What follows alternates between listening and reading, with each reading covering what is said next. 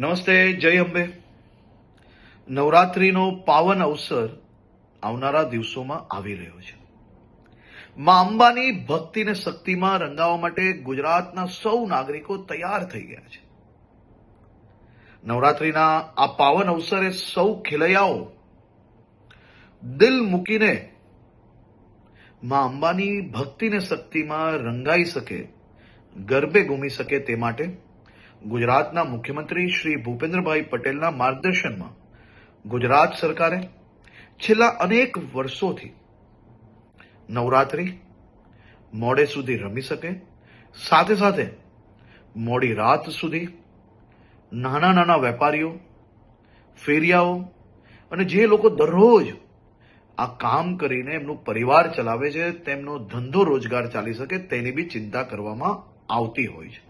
આ વર્ષે બી મુખ્યમંત્રીશ્રીના માર્ગદર્શનમાં આ બધા જ મધ્યમ વર્ગીય વેપારી, નાના વેપારીઓ, દુકાનોવાળા, રેસ્ટોરન્ટવાળા એનો ધંધો ચાલી શકે તે માટે પોલીસને ખાસ સૂચના આપવામાં આવી છે કે 10 દિવસ થોડો લોડ વધારે લઈને બી રાજ્યના સૌ નાગરિકો ઉત્સાહપૂર્વક નવરાત્રી બનાવી શકે તે માટેની ચિંતા કરવામાં આવે.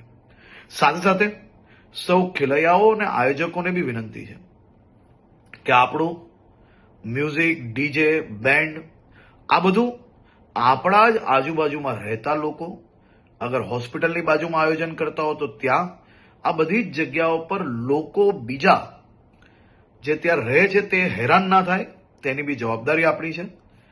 આપણા રાજ્યની અંદર મોડે સુધી ગરબા તમે રમી શકો તે માટે ભૂપેન્દ્રભાઈ પટેલની સરકાર દ્વારા સંપૂર્ણ વ્યવસ્થાઓ કરવામાં આવી છે.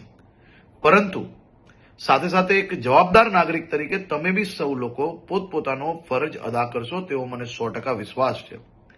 સૌ લોકોને ફરી એકવાર જય અંબે અને આપ સૌ લોકોને નવરાત્રીની ખૂબ ખૂબ શુભકામનાઓ હું હમણાંથી જ આપું છું.